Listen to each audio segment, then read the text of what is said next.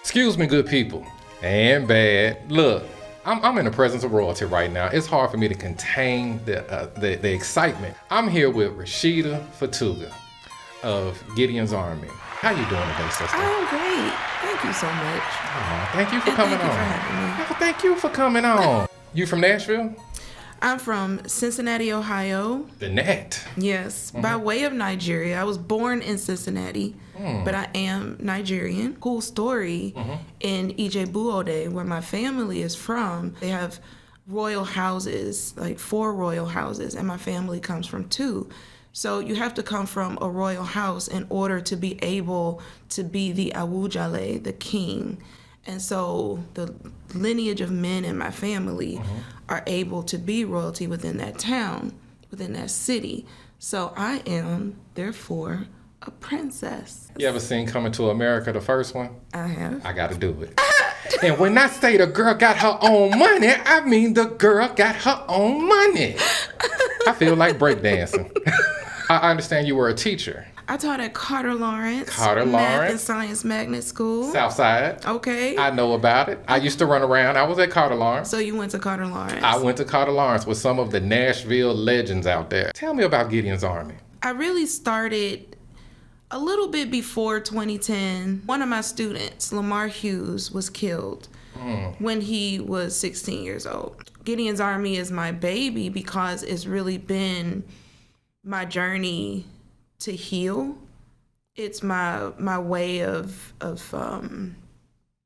in some ways atoning for not being able to save Lamar and all of the children who I fought so hard for and who I've loved and not been able to save. So Gideon's Army is a grassroots organization. Our mission is to eliminate the root causes of the prison pipeline, save our children from death and incarceration, and guide them on a secure path to success. We will not stop until the pipeline is dismantled. We will not quit on our children. Message. Wow, my condolences to all of those families out there, and including, to yourself. That list can go on and on. City to city, state to state, region to region. The list is unfathomable when you have so many young people losing their lives so early. And we have to do something. And that's one reason I'm so glad that you're here, because when it comes to doing something, nobody is doing it like Gideon's as far as boots on the ground, meeting the people where they are. There are a lot of organizations out there that I feel like are good organizations, but a lot of organizations want you to be to a certain place first. Gideon's is meeting you at your door. Message. For those out there that aren't familiar with what the prison pipeline system is, can you explain that? What we have is systems that target Black children, brown children, children from the LGBTQ community, children who are disabled, and funnel them into the prison system by giving them increased contact with the justice system. But what research shows us is that, of course, Black children are impacted by the school to prison pipeline more than any other demographic. For example, a Black child might be sent to the office for something that a white child is able to stay in the class for. In Nashville, a lot of times the issue is from the teacher to the principal, like teachers sending children out of the classroom disproportionately. A lot of times once they get to the principal, the consequences can be a little bit the same, but because of the disproportionate number of Black children being sent out of the classroom, we see a disproportionate number of Black children being suspended, expelled, and having contact with the justice system. A lot of the times when Gideon gets covered in the media, it's like it's this anti-police type of thing. I think what people don't understand is that these are interpersonal relationships. These are one-on-one relationships. So it might be someone where there's friction. That's natural.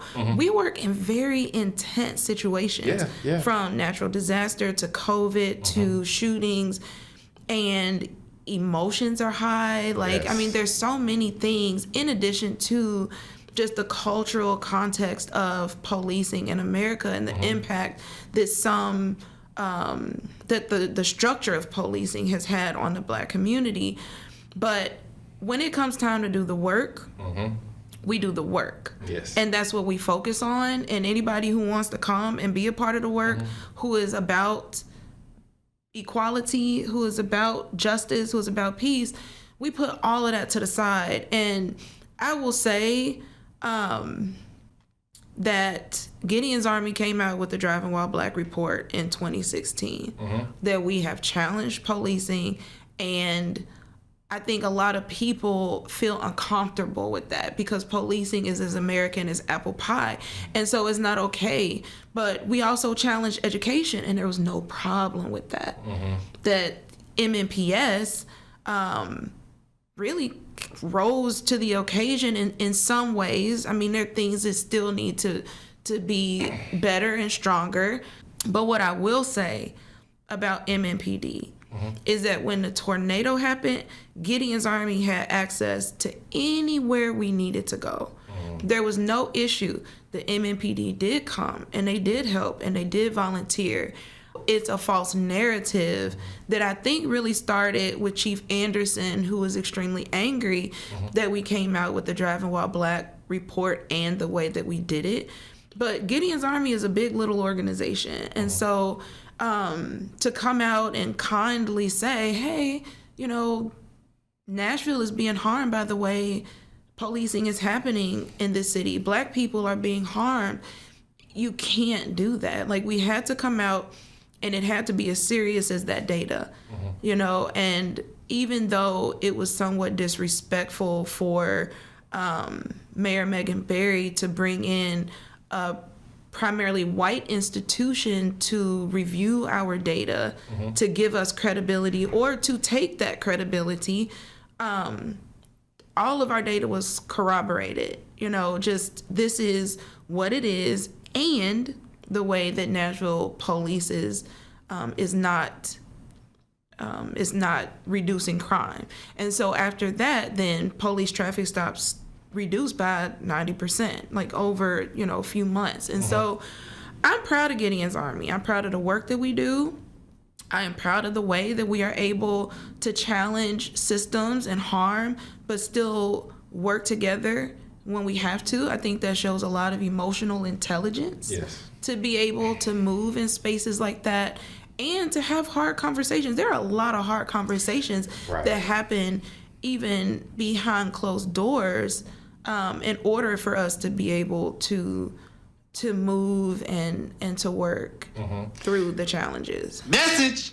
Can non-Black people join Gideon's Army? Well, just like you saw in the tornado, everybody comes. Everybody. When it's time. And that is what I love. Like, sometimes in this work, it's really easy to feel alone.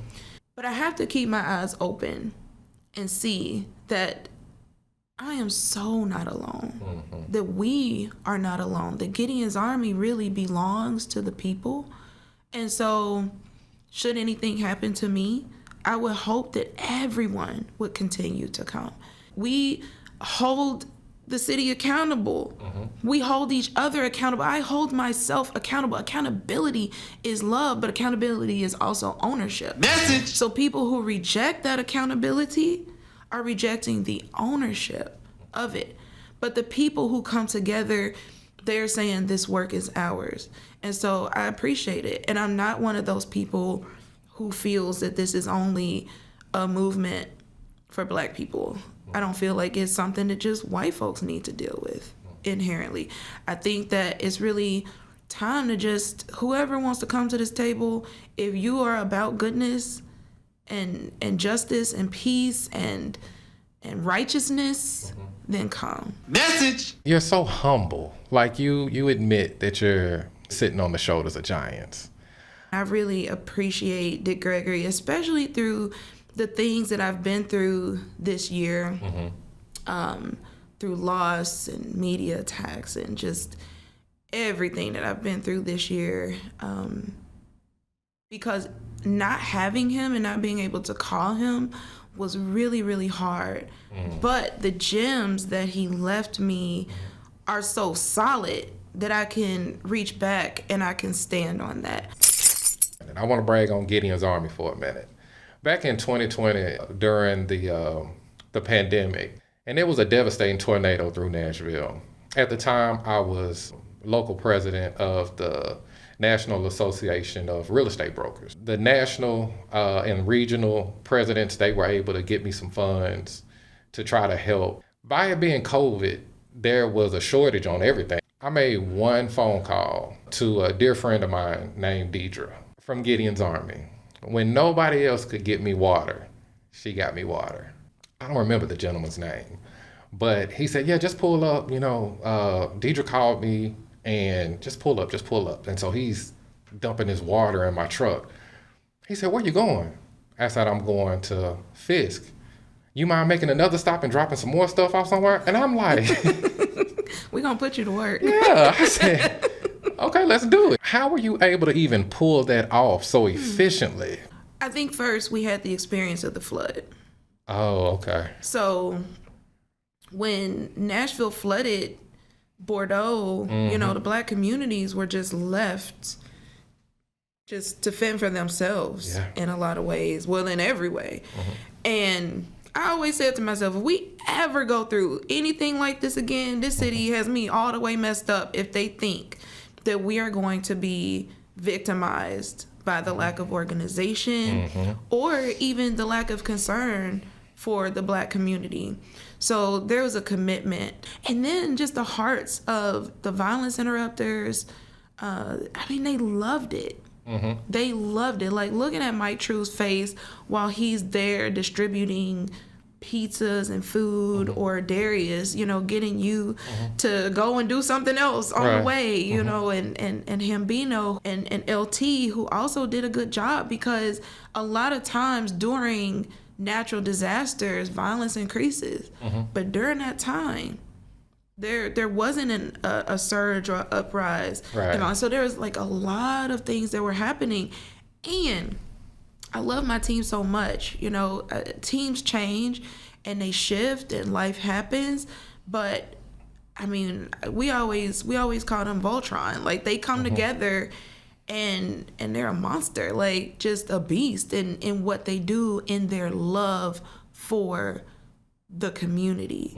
Message. When it comes to violence, people see violence in headlines and they detach themselves from all of the emotional baggage that's left at a scene. But a community is hurt, because a lot of the times each side has a family, each side has an opinion, each side, and for a person to not necessarily wedge themselves in between it, but try to be non-biased and for the greater good of the community, that has to be difficult and that has to be stressful, but that has to be done. How does that weigh on you mentally? How do you unpack all of this at the end of the day? Well, I'm a school teacher, former school teacher, and a mom. And I really want people to remember that I came to Nashville and I fell in love with its children. And I adopted its children, and I fostered and I taught Nashville's children. And so my why is so much deeper than anything that could ever come my way. My why. Message. Within 24 hours of a shooting occurring, Gideons Army is looking for the family and making sure that the family and the community that's been harmed is receiving the care that we need. Now, we're a small team, so there's some that we just can't make it to because maybe we're dealing with something else. So one way that people can help is to get involved, because we're building what we call a bereavement team. We'll probably figure out a different name for it, but I was raised Baptist, and that's where that comes from. Then we are at the hospitals with the family. We are right there with the family, sitting outside, usually a Vanderbilt hospital, waiting to find out the fate of the children. Some of the children don't have families. Like there was one young lady, she was shot in a drive-by. The bullets were not intended for her, and her family just wasn't able to be there. Her mother was really sick. Her father was incarcerated. He since passed away. Well, we had to be there. Post-hospital, then we're offering the family grief support. If the young person passes away, we are helping to pay for the funeral, pay for the burials, plan the repassage, just whatever the family needs. And then over like the next year, 2 years, helping the family restabilize. So the donations that people send really go right back into the community, because we hire people from North Nashville, but we also take care of the people in North Nashville. Like when you are a parent and you lose a child, you can't just go straight back to work. Sometimes you need your rent paid. Sometimes you need your car note paid, things like this. So we are there very deeply for our families. I mean, it's hard every time, but when Jamela Marlowe, the little 3-year-old, was killed in Cumberland View, I think that that almost killed me. And she was killed like soon after Cleveland was killed. So I was like already grieving because I love Cleveland so much. But to go in with Jamela's family and look at this little 3-year-old girl who I didn't know, but you know, these children are ours. Like one of the things that we had talked about before, does it take a village to raise a child? We are the village, and these are our children.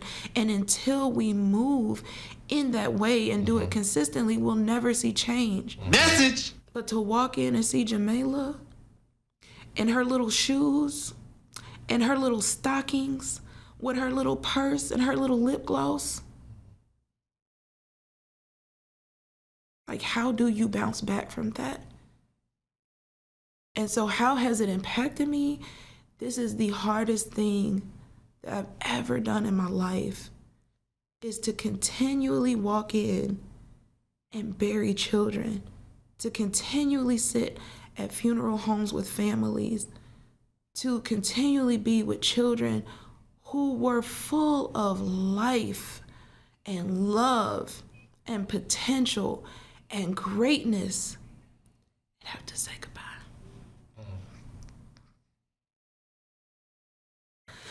And to do that,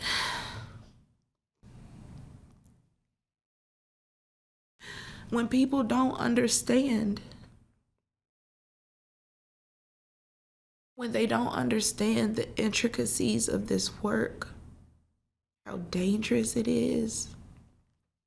I think that people see the tornado, and in so many ways, Gideon's Army was glamorized.